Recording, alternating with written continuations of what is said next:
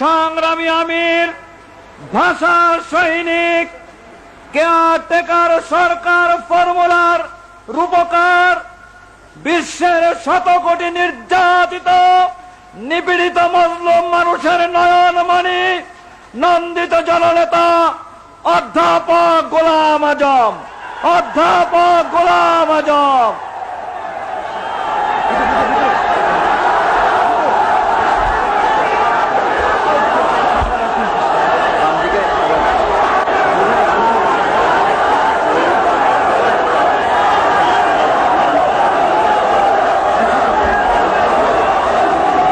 আলহামদুলিল্লাহ রাব্বিল আলামিন, আলহামদুলিল্লাহ রাব্বিল আলামিন, ওয়াসসালাতু ওয়াসসালামু আলা সাইয়্যিদিল মুরসালিন ওয়া আলা আলিহি ওয়া আসহাবিহি আজমাইন। এই শুকরিয়া দিবস উপলক্ষে আয়োজিত এই মহাসমাবেশের সভাপতি, ইসলামী আন্দোলনের নেতৃবৃন্দ আর আমার প্রিয় সংগ্রামী দেশবাসী, আসসালামু আলাইকুম ওয়া রাহমাতুল্লাহ।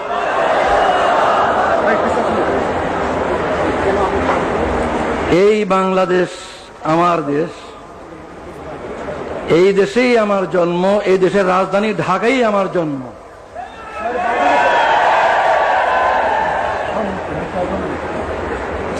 জন্মগত নাগরিকত্ব আল্লাহর দান, কে কোথায় জন্ম নেবে এটা ফয়সালা তিনি করেন। এই জন্মসূত্রে নাগরিকত্ব কেড়ে নেওয়ার কোনো অধিকার নেই। তবু কেড়ে নেওয়া হয়েছিল। আজ আমার কোনো দুঃখ নাই, আমার কোনো দুঃখ নাই। আল্লাহ তাআলা সম্মানের সঙ্গে আমার দেশের সর্বোচ্চ আদালতের মাধ্যমে আমার নাগরিকত্ব ফিরিয়ে দিয়েছেন, আলহামদুলিল্লাহ। নাগরিকত্ব হচ্ছে সকল অধিকারের ভিত্তি। যদি নাগরিকত্বই স্বীকৃত না হয় তাহলে আর কোনো অধিকারই স্বীকৃত হয় না। যেহেতু সরকার আমার নাগরিকত্ব স্বীকার করেনি এতদিন পর্যন্ত, এই কারণে রাজনৈতিক অধিকারও আমার ছিল না। সরকারের নিকট রাজনৈতিক অধিকার স্বীকৃত ছিল না, আর বাকি অধিকার তো প্রশ্নই ওঠে না। আলহামদুলিল্লাহ, আজ আমি আপনাদের মতো একজন নাগরিক, এই দেশের 12 কোটি মানুষের মতোই আমি একজন জন্মসূত্রে নাগরিক।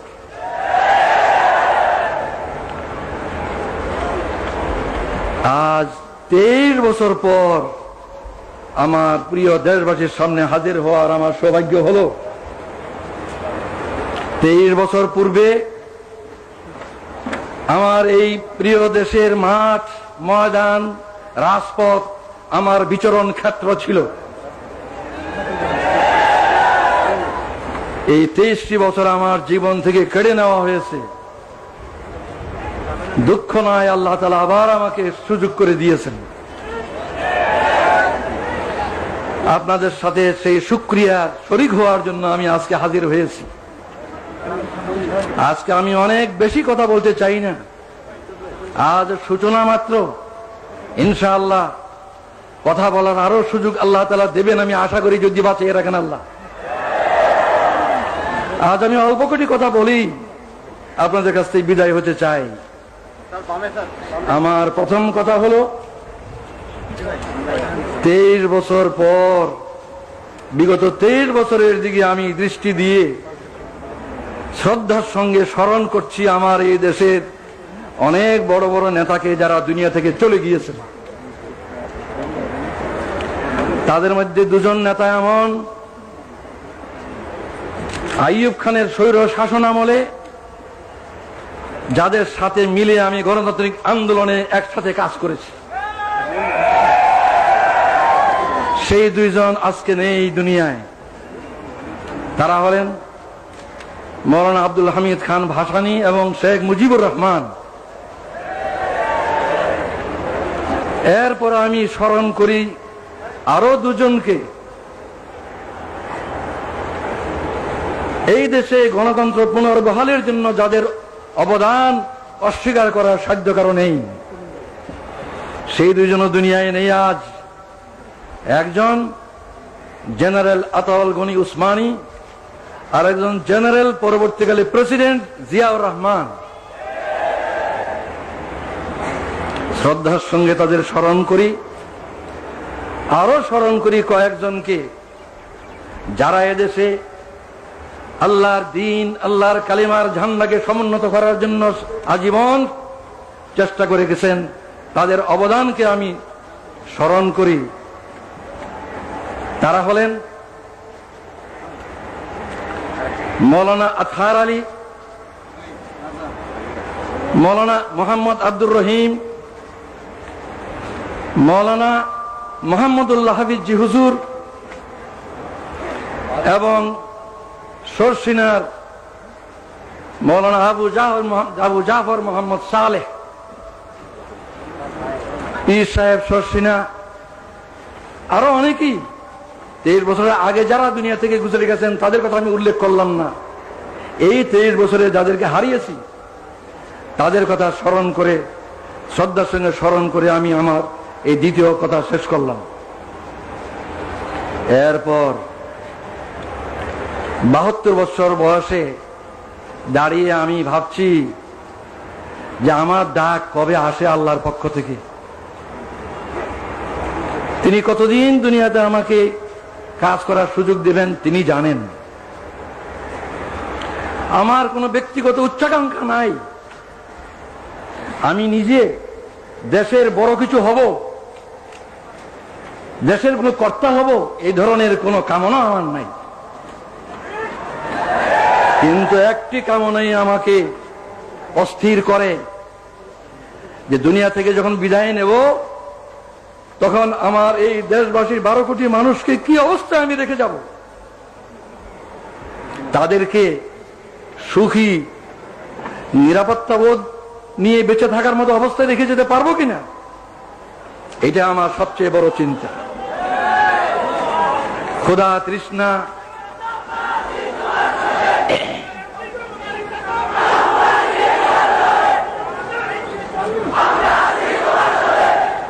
আমার এই সাধনা, এই চিন্তা কিভাবে এই দেশের স্বাধীনতা সার্বভৌমত্বকে হেফাজত করা যাবে আর কিভাবে এই দেশের জনগণকে সুখী করা যাবে।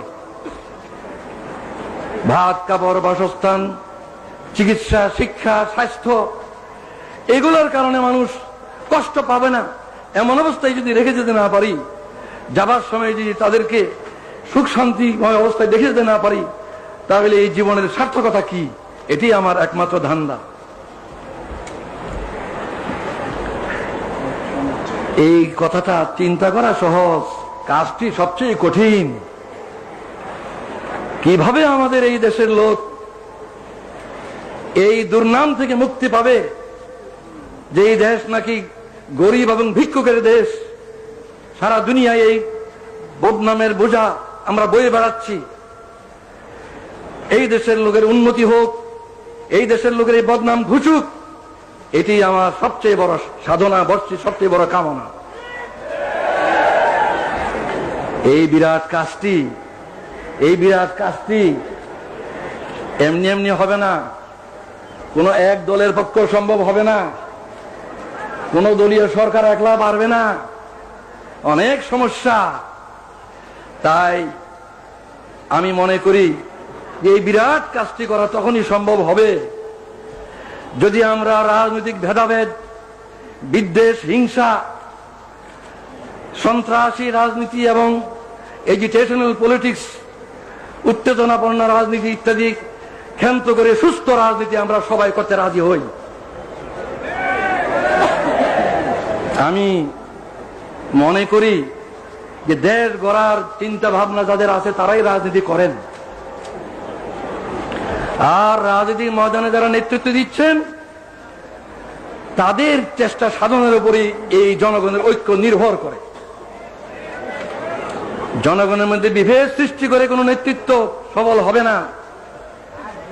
জনগণের মধ্যে ঐক্য সৃষ্টি করেই সত্যিকার ভাবে দেশের কল্যাণ করা সম্ভব। এই ঐক্যের জন্য আসুন আমরা সকলে চেষ্টা করি। অতীতের বহু উত্থান পতন হয়েছে, রাজনীতির অঙ্গনে বহুত উত্থান পতন হয়েছে। আসুন আমরা ওইসব অতীতের দুঃখের কথাগুলি ভুলে যাই। আমরা যারা রাজনীতি ময়দানে আছি, আসুন একসাথে বসি, ভাব বিনিময় করি। দেশের সমস্যা অজানা নয়, সবারই কাছে আমাদের জানা। আসল কথা সমাধানের পথ কি, কিভাবে সমাধান করব, এই সমাধানের জন্য আসুন একসাথে বসি, একসাথে চিন্তা করি, মতের বিনিময় করি। আমরা ঐক্যবদ্ধভাবে চেষ্টা করা ছাড়া এই বিরাট কাজ কিছুটি সম্ভব নয় বলে আমি বিশ্বাস করি। আমি দেশবাসীর সকলের কাছে এই কামনা করি যে আপনারাও দোয়া করেন। আমি এই চেষ্টাই করতে চাই, প্রতিটি রাজনৈতিক নেতার দুয়ারে দুয়ারে আমি যেতে চাই, প্রতি নেতার কাছে আমি ধর্ম দিতে চাই। আসুন আমরা দেশকে গড়ি একসাথে মিলে। এই ঐক্য ছাড়া এই দলীয় কর্তৃত্ব, নেতৃত্ব, এগুলি নিয়ে আমরা ঝগড়া করতে পারবো, কিন্তু দেশ গড়তে পারবো না। এগুলি নিয়ে আমরা মারামারি কাটাকাটি করতে পারবো, কিন্তু জনগণকে সুখ শান্তি দিতে পারবো না। আমি আর বেশি কথা বলতে চাই না। এখানে একটা গুরুত্বপূর্ণ কথা আমি বলতে চাই, সেটা হচ্ছে রাজনীতির ময়দানে যারা কাজ করেন, বিভিন্ন দলের মধ্যে মতের পার্থক্য থাকা খুবই স্বাভাবিক, এবং এই পার্থক্যের কারণে রাজনৈতিক সিদ্ধান্ত ভিন্ন ভিন্ন হয়। বিভিন্ন দলের বিভিন্ন রকম রাজনৈতিক সিদ্ধান্ত হয়, এবং এক দলের সিদ্ধান্ত আরেক দলের নিকট গ্রহণযোগ্য হয় না। এটা হয়েই থাকে, এটা স্বাভাবিক। এই কারণে আমাদের মধ্যে যে দূরত্ব পারস্পরিক, এই দূরত্ব দূর করতে হবে। আর দূর করার পথ এটাই যে অতীতকে ভুলে যাওয়া। আমার বিরুদ্ধে যারা ব্যাপক অপপ্রচার করেছেন বহু বছর থেকে, আমি তাদের অপপ্রচারকে কিছুই মনে করি না। তাদের বিরুদ্ধে আমার কোনো বিদ্বেষ নাই, আমি তাদের বিরুদ্ধে কোনো অভিযোগ করব না। তাদেরকে আমি অনুরোধ করব, আসুন আমরা একসাথে মিলে দেশ গড়ার চেষ্টা করি। আমারও যদি কোনো ভুল হয়ে থাকে, ইচ্ছাকৃতভাবে দেশের এবং জনগণের ক্ষতির কোনো চেষ্টা আল্লাহর রহমতে আমি কোনোদিন করিনি। যা ভালো বুঝেছি দেশের জন্য, জনগণের কল্যাণের জন্য করেছি। এরপরেও মানুষের ভুল হয়, ভুল হতে পারে। কেউ আমার কোনো কাজকে ভুল মনে করতে পারেন, তার জন্য তাদেরকে আমি দোষী বলবো না। নবী ছাড়া কে দোষী নয়, দোষ কম বেশি সবারই আছে। তাই যারা আমার কোনো কাজকে ভুল মনে করেছেন, আমার কোনো কাজে অসন্তুষ্ট হয়েছেন, আমার কোনো কাজে ব্যতীত হয়েছেন, দুঃখ পেয়েছেন, আমি তাদের সবার কাছে জানাচ্ছি, আপনাদের এই বেদনার সঙ্গে আমি শরীক, আমিও দুঃখিত। আমি আল্লাহর কাছে দোয়া করি যাতে আমি বাকি জীবন যা কিছু করি কারো মনে দুঃখ না দিই, কারো মনে দুঃখ না আসে এমন ভাবে যেন আমি কাজ করতে পারি। আপনারাও এই দোয়া করুন। সর্বশেষে যে ঐক্যের কথা আমি আজ বলছি, এই ঐক্যের তো ভিত্তি চাই। ঐক্যের কথা সকলেই বলেন, অনেকেই বলেন, কিন্তু ঐক্যের একটা ভিত্তি প্রয়োজন। বিনা ভিত্তিতে ঐক্য কিছুর উপরে দাঁড়াবে? আমার দৃষ্টিতে ঐক্যের ভিত্তি দুটো, একটা রাজনৈতিক ঐক্য আর একটা আদর্শিক ঐক্য। রাজনৈতিক ঐক্য, আদর্শিক ঐক্য, এই দুটো ঐক্যের ভিত্তিতে আমরা এই দেশের 12 কোটি মানুষকে ঐক্যবদ্ধ করতে পারি। রাজনৈতিক ঐক্য মানে হচ্ছে এই বাংলাদেশের যে সীমানা, এই সীমানার ভিতরে যে বাংলাদেশ, এই বাংলাদেশের স্বাধীনতা, সার্বভৌমত্বকে হেফাজত করতে হবে। অত্যন্ত বেদনার সঙ্গে লক্ষ্য করছি, বিদেশ থেকে এসে কিছু লোক আমাদের দেশে এই কথা বলার সাহস পায় যে 47-এর সীমানা উঠাই দিতে হবে। 47 সীমানা উঠিয়ে দিলে বাংলাদেশ কোথায় থাকবে? 47 ভারত ভাগ করে যে সীমানা ঠিক করা হয়েছিল, সেই সীমানায় কি বাংলাদেশের সীমানা নয়? 71 কি সেই সীমানার ভিতরে স্বাধীন বাংলাদেশ কায়েম হয়নি? এই সীমানার হেফাজত করা হলো রাজনৈতিক ঐক্যের পয়লা ভিত্তি, রাজনৈতিক ঐক্যের ভিত্তি এটাই। যারা এই সীমানা তুলে দিতে চায় তারা এদেশের স্বাধীনতার রক্ষক হতে পারে না। যারা এই সীমানা তুলে দিতে চায় তারা এদেশের স্বাধীনতার সার্বভৌমত্বে বিশ্বাস করে না। আমি বিশ্বাস করি দেশের দায়িত্বশীল সকল রাজনৈতিক দল এ বিষয়ে একমত যে বাংলাদেশের এই সীমানার ভিতরে যে সীমানা 47 হয়েছিল এবং 71 যে সীমানাকে নিয়ে স্বাধীন সার্বভৌম বাংলাদেশ প্রতিষ্ঠিত হয়েছে, এই সীমানার হেফাজত করা আমাদের সকলের পবিত্র দায়িত্ব এবং এটা আমাদের রাজনৈতিক ঐক্যের ভিত্তি। কিন্তু রাজনৈতিক ঐক্য কি যথেষ্ট? রাজনৈতিক ঐক্য কখনো যথেষ্ট নয়। আদর্শিক ঐক্য ব্যতীত রাজনৈতিক ঐক্য ক্রিয়াশীল হয় না। আমি অনেক ভেবে চিন্তে তালাশ করে দেখেছি যে 3টি কথাই হচ্ছে আদর্শিক ভিত্তি। 3টি কথাই হচ্ছে আদর্শিক ভিত্তি। আল্লাহ যিনি আমাদেরকে সৃষ্টি করেছেন, যিনি আমাদের মনিব, মাহবুদ, প্রভু, সেই আল্লাহ ঐক্যের, আদর্শিক ঐক্যের পয়লা ভিত্তি। সেই আল্লাহ মানব জাতির দিশারি হিসাবে, পথ প্রদর্শক হিসাবে তার রসুলকে পাঠিয়েছেন, যুগে যুগে রসুলগণকে পাঠিয়েছেন। সর্বশ্রেষ্ঠ রসুল মুহাম্মদ রাসূলুল্লাহ সাল্লাল্লাহু আলাইহি ওয়াসাল্লাম হচ্ছে দ্বিতীয় আদর্শিক ভিত্তি। তৃতীয় আদর্শিক ভিত্তি হচ্ছে আল কোরআন, যা মানব জাতির জীবন বিধান আল্লাহর পক্ষ থেকে রসুলের মাধ্যমে এসেছে।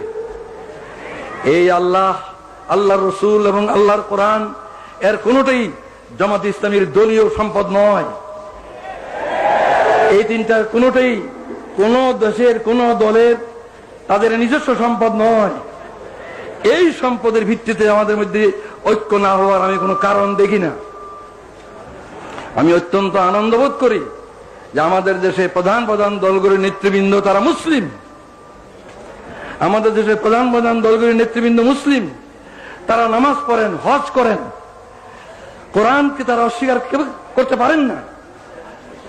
নামাজ, রোজা, হজ এগুলি কোরআনেই আছে, তারা এগুলি করেন। সুতরাং আমি কি করে মনে করবো তারা কোরআনকে পছন্দ করেন না?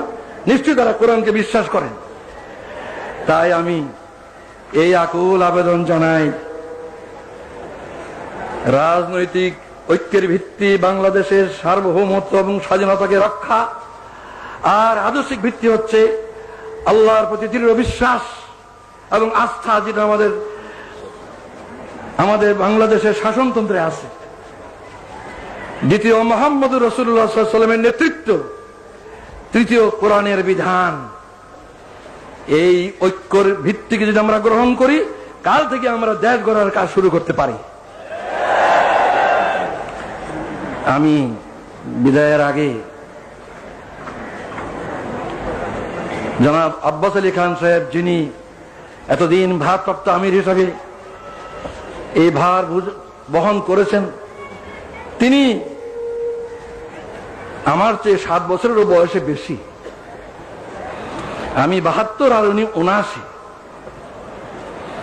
এই বয়সে উনি যে বিরাট দায়িত্ব পালন করেছেন, আমার কাঁধের বোঝা তার কাঁধে নিয়ে যে দায়িত্ব পালন করেছেন, সেজন্য এই সক্ষমতার জন্য আমি আল্লাহর শুকরিয়া জানাই। আমি তাকে মুরব্বী মনে করি বয়সের দিক দিয়ে। আমি তাকে অনুরোধ জানাই যে তিনি আমার জন্য দোয়া করবেন, যেন আমার বাকি জীবন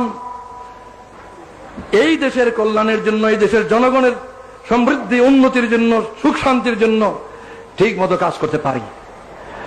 আর জাতীয় ঐক্য সৃষ্টির জন্য যে আমি নিয়ত করেছি, সেই নিয়ত যেন আল্লাহ তাআলা আমার পুরা করেন।